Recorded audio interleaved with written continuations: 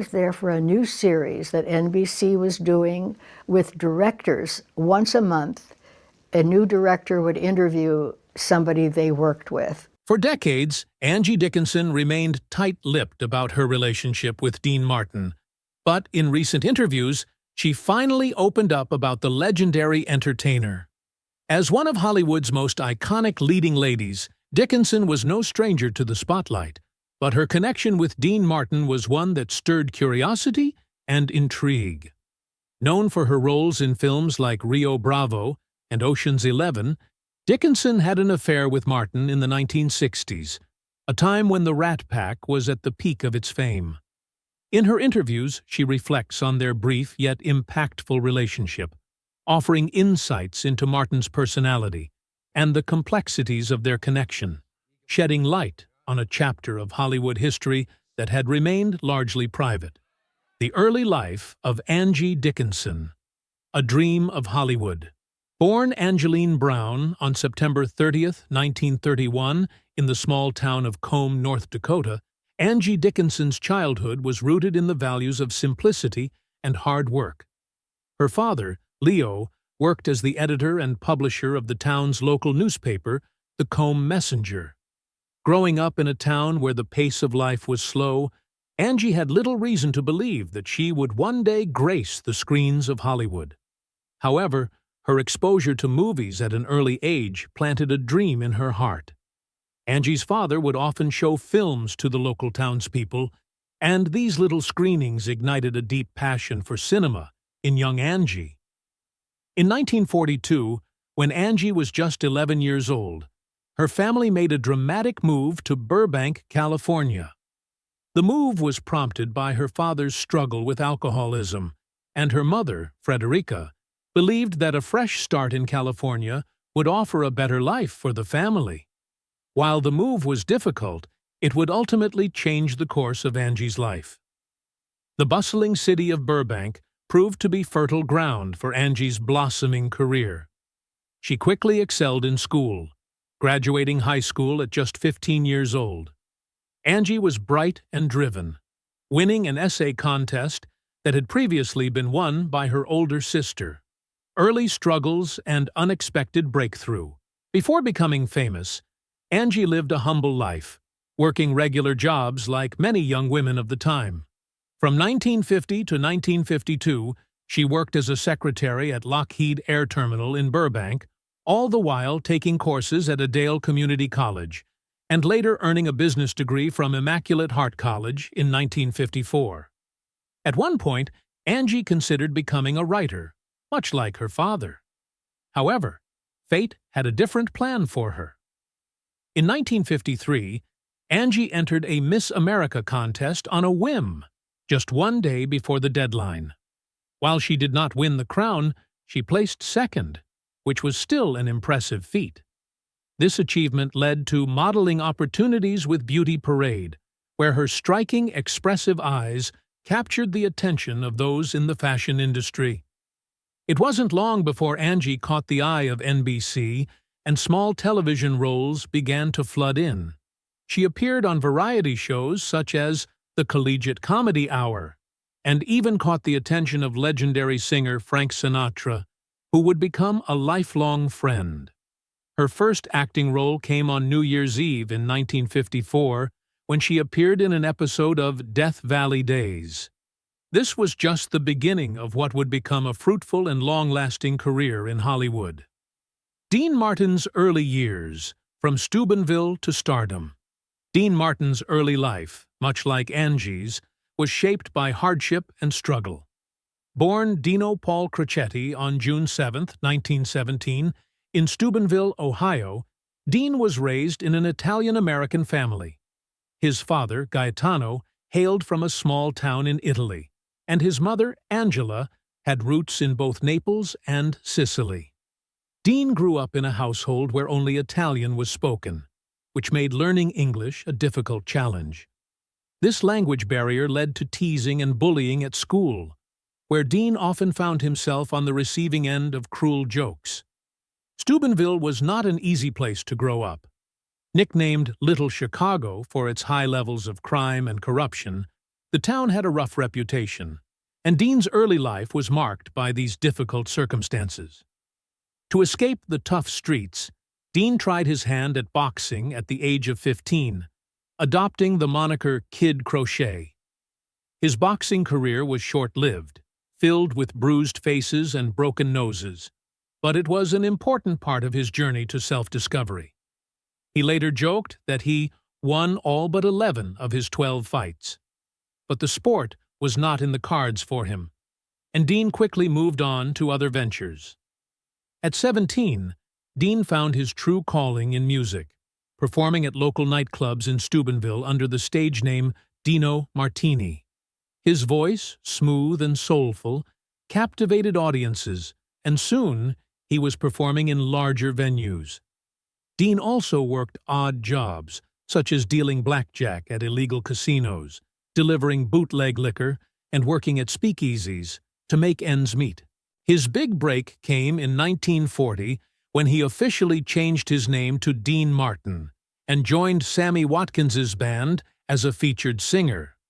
This marked the beginning of Dean's rise to fame. Dean and Angie meet, Rio Bravo, and the making of a friendship. By the time Dean Martin met Angie Dickinson in 1958, he was already a major star. He had transitioned from being a member of the Martin and Lewis comedy duo to a respected solo artist in both music and film. Angie, on the other hand, was still finding her footing in Hollywood, though her performance in Rio Bravo was set to change that. Rio Bravo, directed by Howard Hawks, was a classic Western film starring John Wayne, Dean Martin, and Ricky Nelson. Angie played Feathers, a flirtatious gambler whose complex relationship with John Wayne's tough sheriff character became one of the central plot lines of the film. While Angie's performance was lauded by critics, it was the behind-the-scenes moments with Dean that would leave a lasting impact on her. On set, Dean was often the life of the party, making everyone laugh with his effortless humor and sharp wit. But there was more to Dean than just his comedic antics. Angie, who had heard rumors about Dean's reputation as a charming yet distant star, was taken aback by his humility and kindness. Unlike many of the other Hollywood stars she had encountered, Dean never acted aloof or superior. Instead, he made everyone feel at ease, whether they were crew members or co-stars. Angie recalled that Dean had an extraordinary ability to make people feel comfortable, regardless of their status. She admired his quiet confidence and his effortless ability to brighten any room, even on the most mundane days of shooting.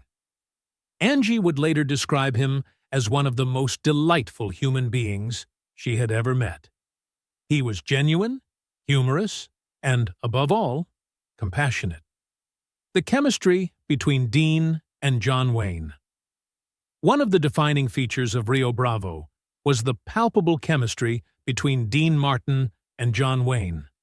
The two men played off each other brilliantly, with Dean portraying a deputy sheriff struggling with alcoholism. Dean's portrayal of a flawed yet deeply human character showcased his incredible range as an actor, breaking away from his typical comedic roles.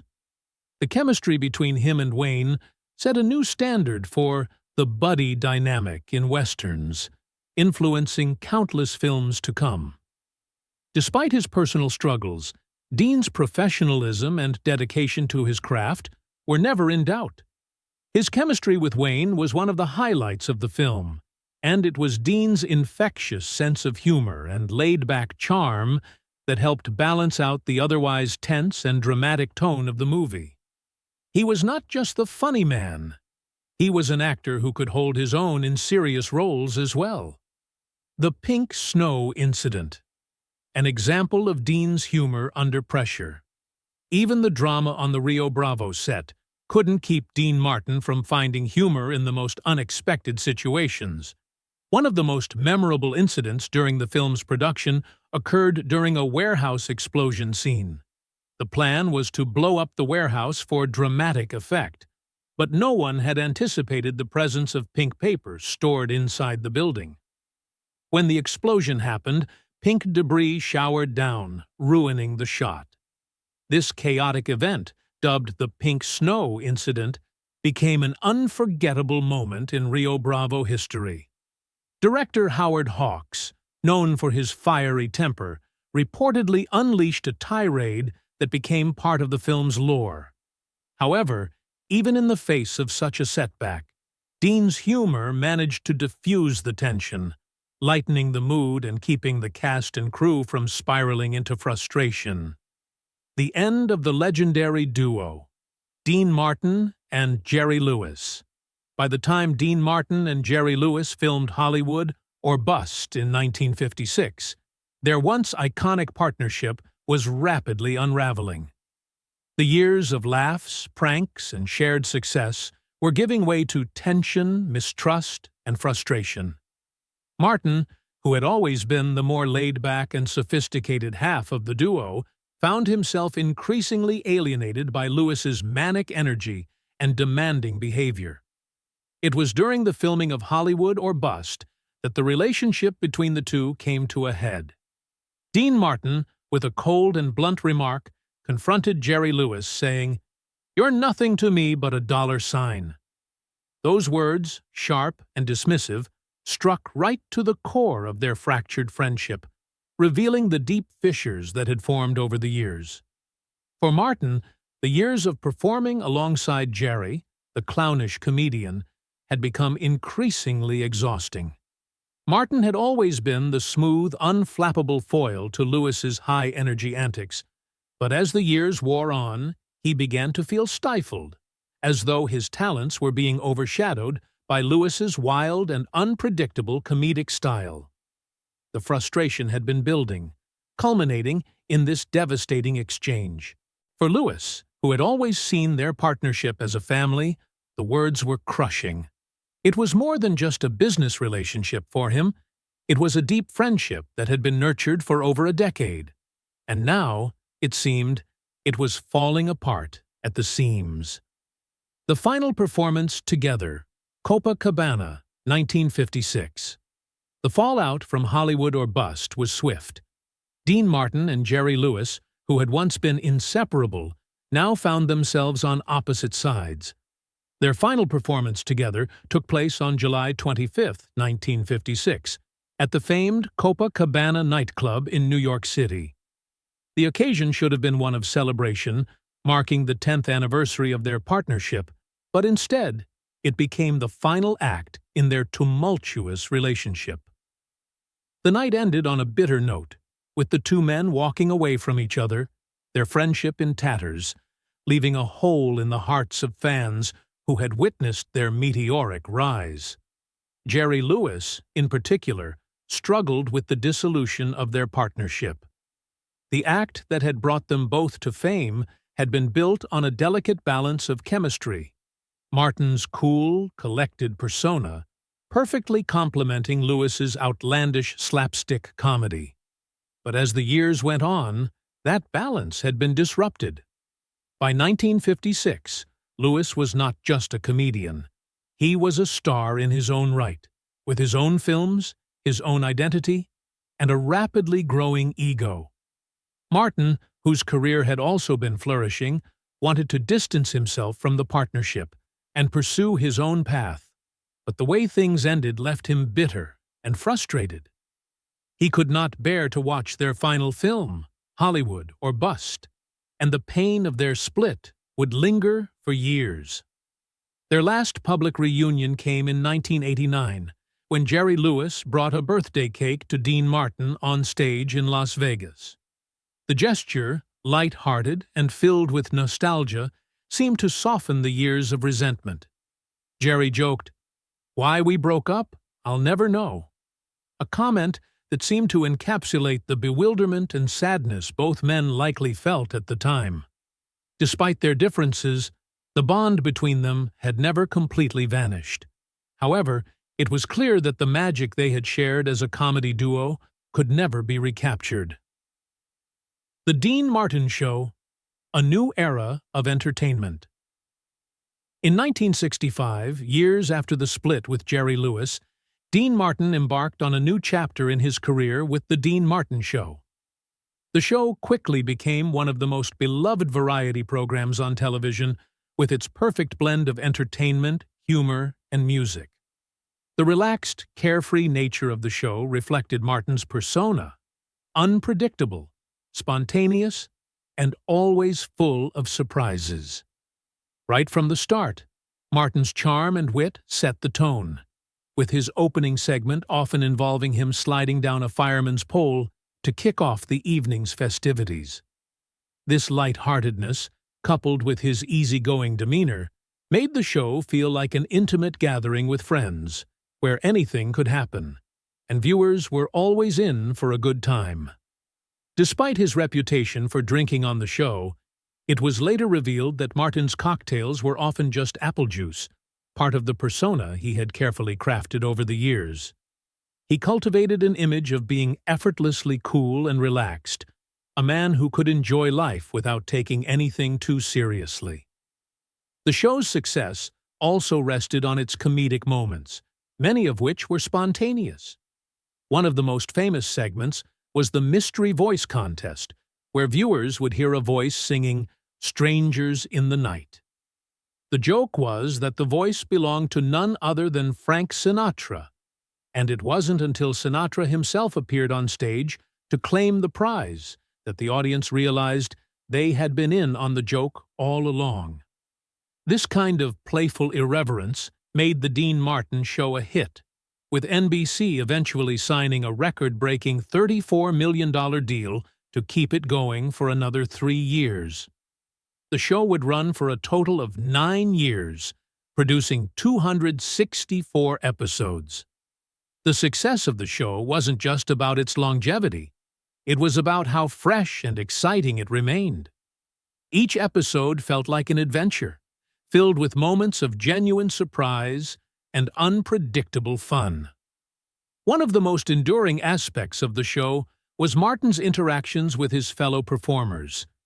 His pianist, Ken Lane, was often the subject of Martin's comedic antics. Dean would sing ridiculous, nonsensical lyrics during serious songs, throwing Lane off balance and causing the audience to erupt in laughter. It was a testament to Martin's ability to make even the most rehearsed performances feel spontaneous and lighthearted. This unpredictability became the hallmark of The Dean Martin Show, which remained in the top 10 TV shows for years. His laid-back approach to the production process, refusing to do retakes, insisting on reading from cue cards and never attending rehearsals, was all part of the fun, and the network went along with it, knowing that it was part of what made the show so unique. The Rat Pack, a legendary legacy. Dean Martin's legacy was not defined by The Dean Martin Show alone. He was also a core member of the legendary Rat Pack, a group of entertainers who redefined Hollywood and Las Vegas in the 1950s and 1960s. The Rat Pack, initially a loose group of Hollywood stars who enjoyed each other's company and indulged in all the pleasures of life, became iconic in the mid-1950s. The name Rat Pack was coined by actress Lauren Bacall after she observed the group's wild behavior during a trip to Las Vegas. At first, the group was not known by that name, preferring to refer to themselves as the Summit or the Clan.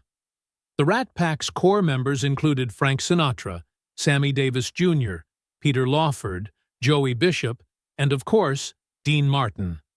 They were not just performers, they were cultural icons, known for their music, humor, and larger-than-life personas.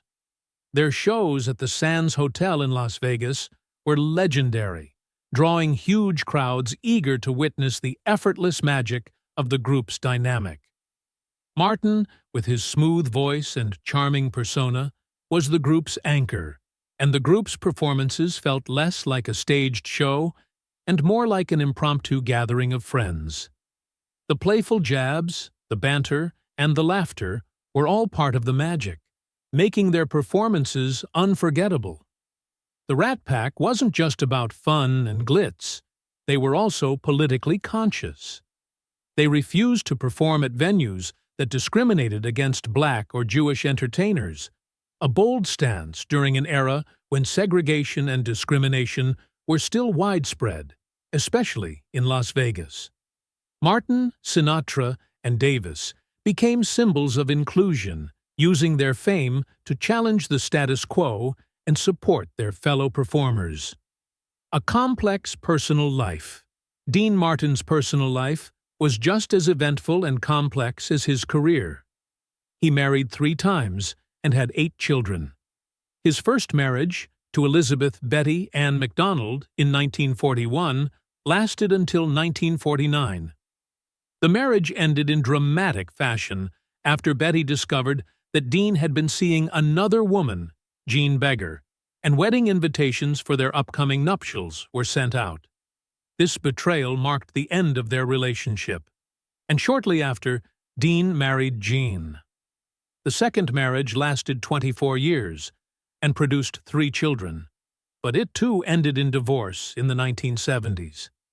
Dean's third marriage, to Catherine Hahn, was even shorter, lasting just 3 years. Despite the tumultuous relationships, Dean remained close with his children, particularly after the devastating loss of his son, Dean Paul Martin, in 1987. Dean Paul, a military pilot, died in a plane crash while on a routine training mission, just 35 years old. The loss of his son sent Dean into a deep depression, and he withdrew from the public eye, canceling his tours and distancing himself from his old friend, Frank Sinatra. The pain of losing his son was too much to bear, and it marked a turning point in Martin's life. A final farewell. In 1993, Dean Martin was diagnosed with lung cancer, a disease he had long feared due to his heavy smoking throughout his life. However, rather than fighting the illness, Martin chose to step away from the spotlight entirely. He refused surgery and treatment, deciding instead to spend his remaining years in solitude at his Beverly Hills home. On Christmas Day, 1995, Dean Martin passed away at the age of 78.